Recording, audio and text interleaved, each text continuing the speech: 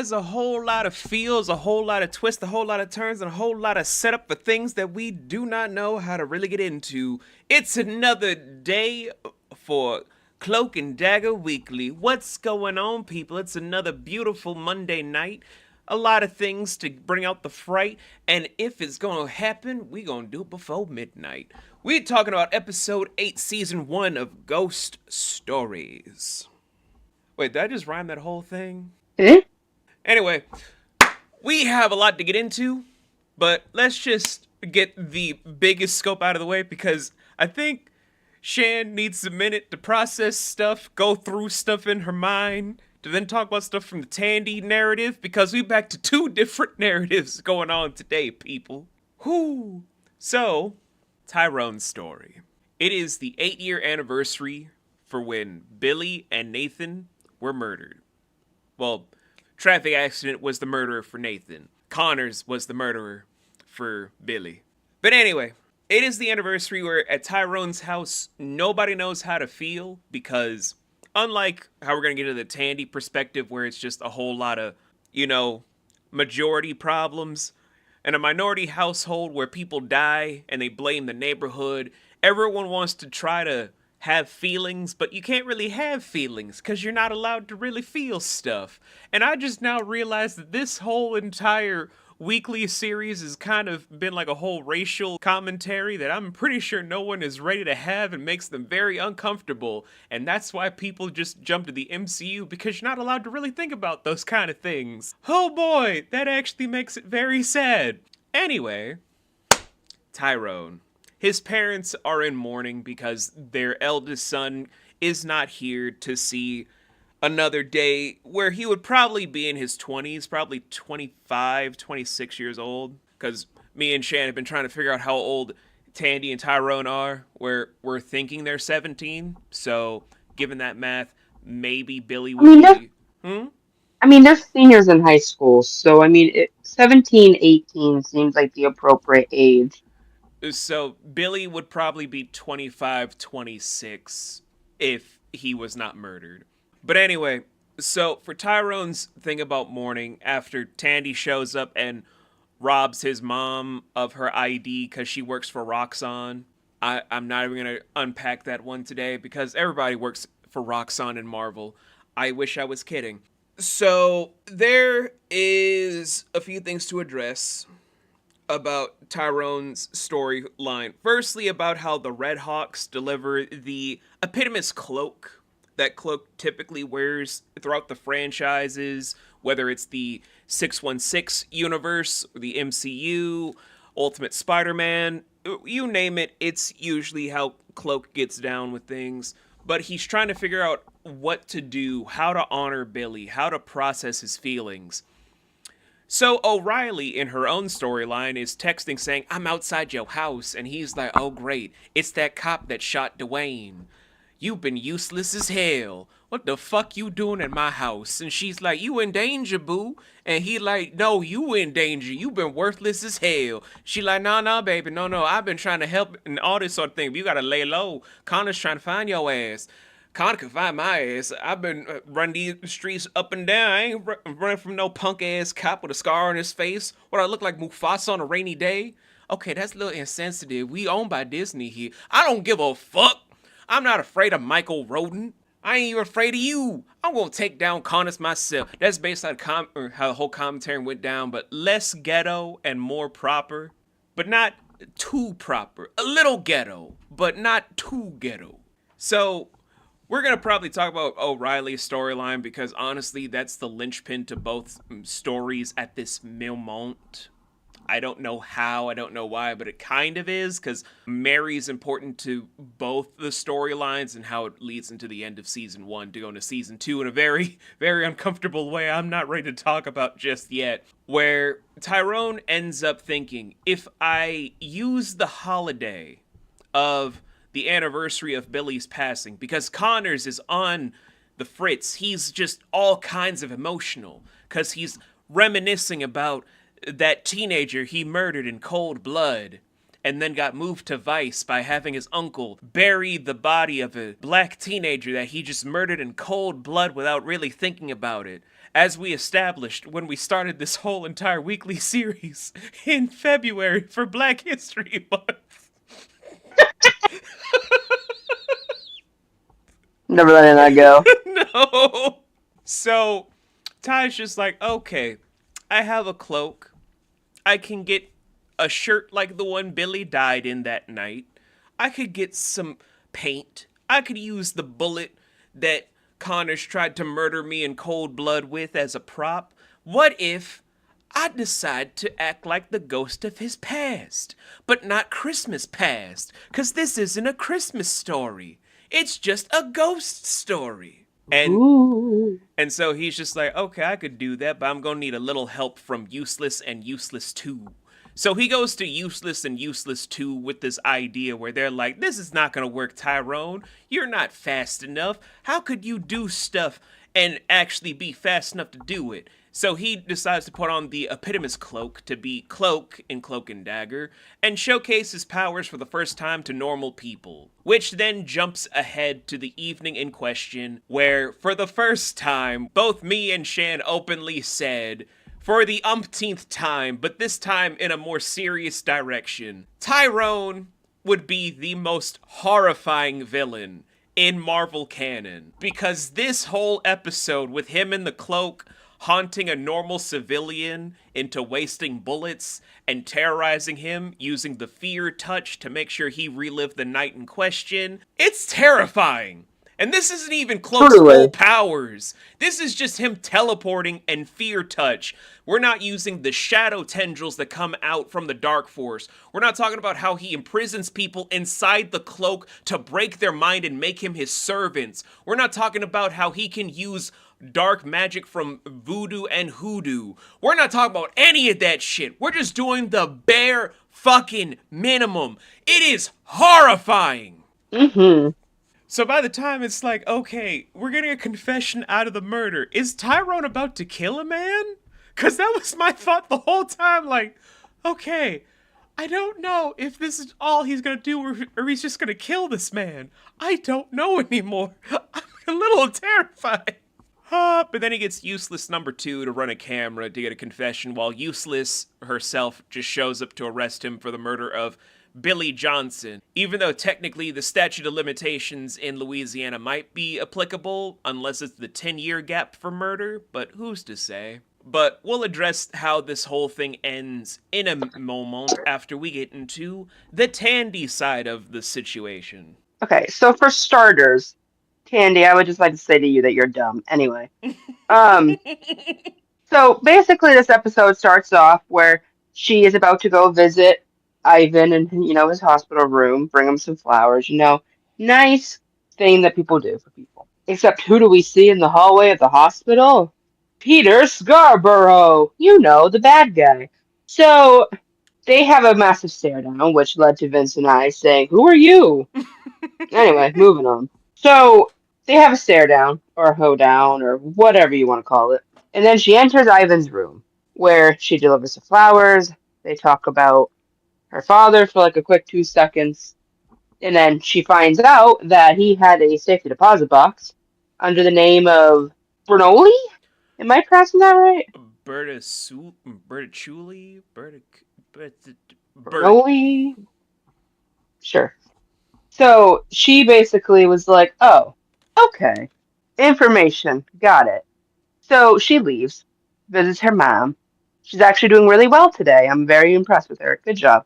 Then later on, she goes and visits Ty, which we all know that she stole his mom's ID card. Get into Roxanne. We won't go into that into full detail. It also just keeps going back to flashbacks of like when she was younger and stuff. Like she walked all the way home to find her mom was completely passed out because of all the drugs and alcohol that she was taking. And she saw young Tandy having to call the cops. Sad time for Tandy.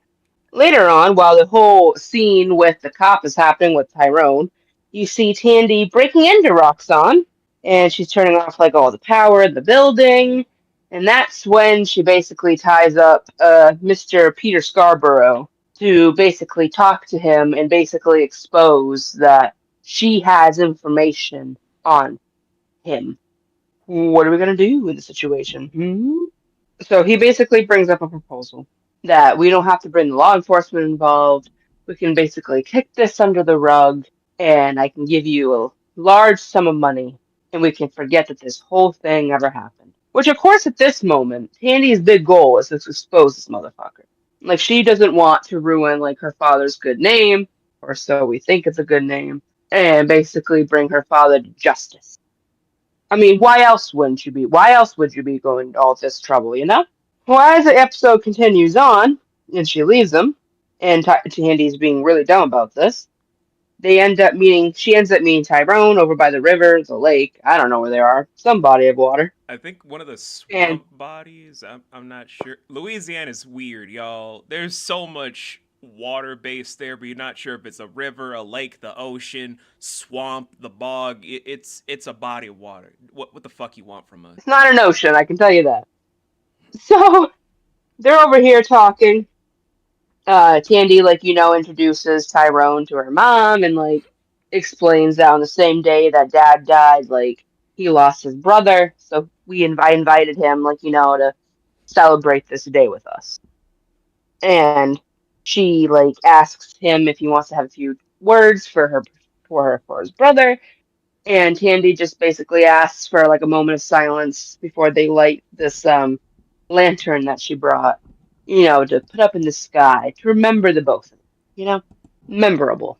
Well, in this moment, as we remember from the last episode, that when they both touch someone's hands, they go into this other dimension type situation. Well, that happened again because Tandy's mom touched both of their hands at the same time, to where it is revealed that Tandy's dad's kind of a piece of shit.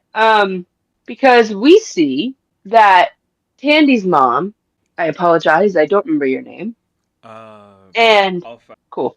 So we find out that she accidentally, while her father was working, accidentally spilled coffee all over the paperwork and stuff he was working on. When he got so pissed that he basically slapped her mom. And current Tandy saw it happen in past life, if you will, of Tandy's mom. Which then they go back to reality. They light the candle. They lift the lantern. You see Tandy walking away from Tyrone, and then she ends up calling like the next morning or whatever. That Peter Scarborough guy, and basically goes on saying like, you know what, I've been thinking about it, and I will take you up on the money offer. Her She gets some mom's money. name is Melissa. Thank you. Uh, she ends up getting the money from Peter. You don't see it happen. You just see her with a bunch of money, and she puts it into this like statue that the head's cut off, so you can stuff the money inside. And that's where Tandy's story of the episode ended. I will add that this is going to be the official first time that, thanks to Tyrone and Tandy being with the same person, their powers together with the hope touch and the fear touch create a memory theater. Like they pierce through to touch the truth of somebody where you're able to carve through and see the reality of the scope. Where Mm-hmm. Melissa wants to remember Nathan lovingly, because maybe they had more good moments than bad. As someone that's gone through 2 divorces, I can tell you that is a rose-tinted thing where you're looking for the best moments of a person without wanting to see the overall just bad to mirror over the good moments. It's not a terrible thing, but it is a thing to keep note of. The problem, though, is that it's not the best ability. Not for the reasons that you think. It's not that terrible. It's just, it's awkward. I don't know how else to really explain it other than just when you have someone like Tandy trying to worship, trying to look into all these different things about her father, it's a big enough plot point about why they can't do what they do in normal canon because as teenagers, they can't handle their powers the correct way. And Tandy's still a kid. She may act like an adult, she may treat herself like one. She may do all these reckless stuff like we all do as adults, but she's still a child. And that's what makes it harder for what's about to happen in the next two episodes, which leads into a event that I don't think Tandy would be prepared for unless she were to grow up a lot more. But we'll get to that.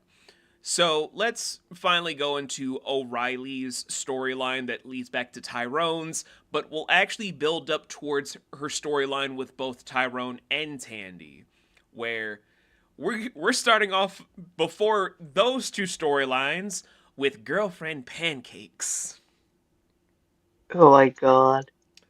Because the officer that Mary's been sleeping with is now like, you're eating my girlfriend pancakes. That means you're my girlfriend now because you're eating the pancakes. And then Shan's like, oh, you are so dead. He's toast. With the flattest of fucking pancakes, as flat as Mary. All right. Whew. So they go into work where Connors, as we know, is on edge because it's the anniversary of when he murdered a black teenager in cold blood. You know, those things that most people in the South, when they're cops, don't think twice about. Am I bitter? Yes. So, of course, we then go into the whole stuff, how it intertwines with Tyrone's story back and forth about what she does for him. But then we finally go back into her own solo part of the narrative where they're trying to process Connors about putting the evidence in the evidence locker, the confessions written up. But we also get a small nugget that would have led into a bigger thing if Kevin didn't do the bullshit move that he did of connecting the defenders of Netflix to Cloak and Dagger on Freeform, aka ABC Family, aka one of the other networks that ABC owned at the time. That connective tissue would have led to a beautiful crossover with not just Cloak and Dagger, but the Hulu exclusive show of The Runaways that would have brought back all of those shows under one umbrella for streaming purposes to make a bigger production. This also has happened during the time that Kevin was trying to get all the rights of all the shows together to make sure that no one could do anything because they wanted to make Infinity War an Endgame. Again, more reasons why I hate Endgame, guys, because it canceled beautiful shit like this. I'm calming down now. I'm calming down. I'm okay. So, obviously, Mary is just on cloud nine because she thinks, just like Tyrone and Tandy, that they did everything correctly. Nothing can go wrong until Mary has a boyfriend, girlfriend, significant other in the refrigerator trope where she sees that Pancake Man is in the motherfucking fridge. Never to serve up syrup again.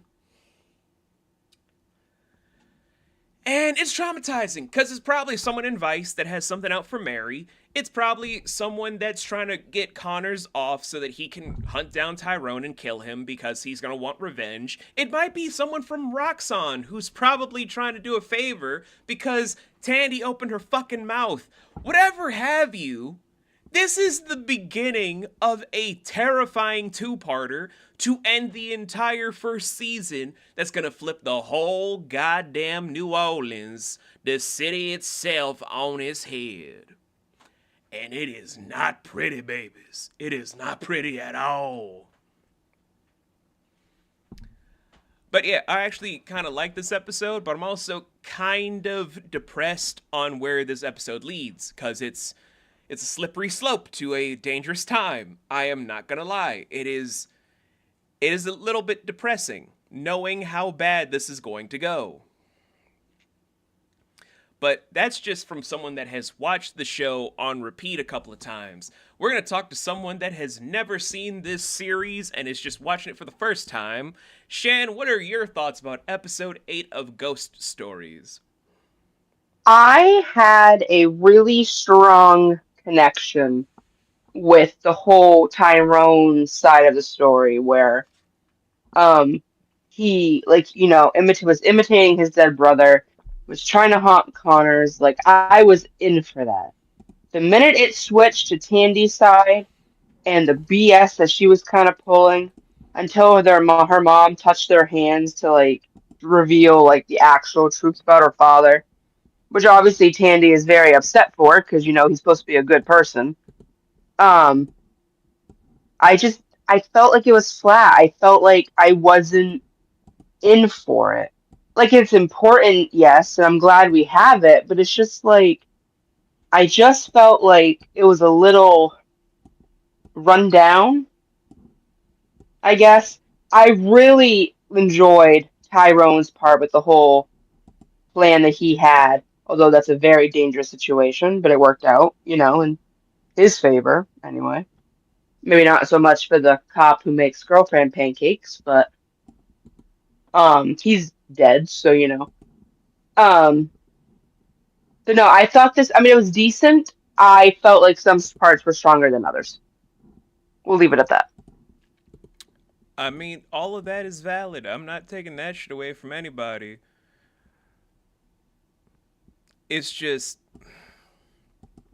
I don't know. Like I said, this leads into a lot of different things where I don't know if everyone's going to be happy about what's about to happen, especially since it's going to lead down, again, a very tricky and problematic thing I would love to get into, but I can't. Not for the reasons that people think. No, no, no. It's because to experience this, you have to go in blind as hell. I would love to talk about this shit verbatim. I would. I can't, though. That's how beautifully fucked up these next two episodes are. Because the way the season ends, it's fucked up. I can't express that enough. I'm looking over in Shan's direction where I'm like, I want to tell you, my little sister. I want to tell you so bad. I can't, but I want to, but I can't. And you won't. But all I'm going to say is when we're done with this show, I think Shan is also going to, I don't know if it's starting to, but maybe one of my little siblings is going to actually understand why I have such an issue with the MCU when I had shows like this in comparison. Because it's not that I hate that we've gotten all these things like Black Panther, Doctor Strange, the Guardians of the Galaxy trio, the first two Iron Man films, what have you. It's not that I hate stuff for being popular. I hate generic things that don't challenge me. And stuff like this meant something because it built on something. I don't know if everyone in the family is going to understand this. I don't know if Laurel or Jay will get it. But if I can at least have Shan understand, that's going to make it a lot easier to better understand me. Understandably so. But we'll see you guys for episode 9, which is Backbreakers. It's not going to be a good time. I'm going to say that now. It's not going to be a good time. It's going to be a little fucked up. Maybe people are going to start hating someone very, very shortly. Or maybe I'm bullshitting. Who fucking knows anymore? We'll see you guys next week with that.